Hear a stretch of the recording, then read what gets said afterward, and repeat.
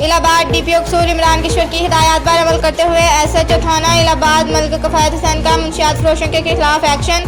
SHO थाना इलाहाबाद ने बदनाम ज़माना मुंशियात फरोश अकबर अली बस्ती बरादशाह कसूर का रिहायशी मुलजिम से 150 ग्राम बरामद।